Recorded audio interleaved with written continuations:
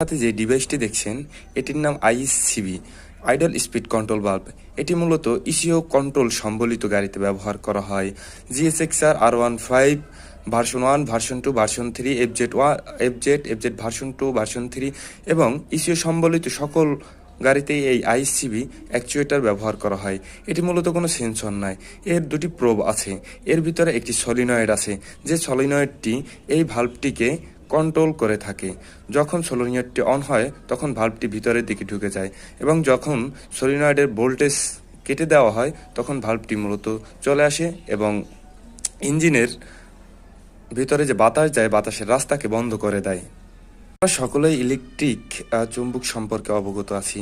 যখন কোনো একটি কয়েলে নেগেটিভ এবং পজিটিভ দুটি প্রান্তের সাথে সংযুক্ত করা হয় পাওয়ার সোর্সের সাথে, তখন কয়েলটি চুম্বকীয় রূপ ধারণ করে। ঠিক সেই প্রিন্সিপালেই এই সলিনয়েডটি কাজ করে এবং এটিকে কন্ট্রোল করে থাকে ইসিও ইলেকট্রিক কন্ট্রোল মডিউল। এই ইলেকট্রিক কন্ট্রোল মডিউল একটি থেকে পজিটিভ আসে এবং একটি গ্রাউন্ডে চলে যায়, যার ফলে এর ভিতরে একটি চুম্বকীয় আবেশ তৈরি হয়। ঠিক যখনই চুম্বকের আবেশটি তৈরি হয় তখন এই যে ভাল্বটির সাথে থাকা মেটালকে চুম্বক আকর্ষণ করে এবং নিচের দিকে টেনে নিয়ে যায়।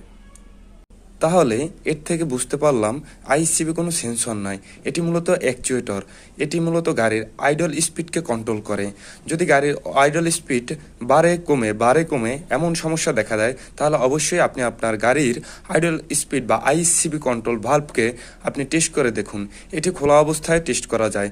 যদি গাড়ির থ্রোটলের সাথে লাগানো থাকে তখন আপনি এটিকে খুলবেন এবং হাতে নেবেন। হাতে নিয়ে এখানে কানেকশনটি করে নেবেন, জ্যাকটি ঢুকিয়ে আপনি গাড়ির চাবি অন করবেন এবং গাড়ির যে ইগনিশনটি অন করবেন এবং থ্রোটলে হালকা হাত রাখবেন। তখনই আপনি দেখতে পারবেন এই যে ভাল্বটি এটি নড়াচড়া করছে কি করে না।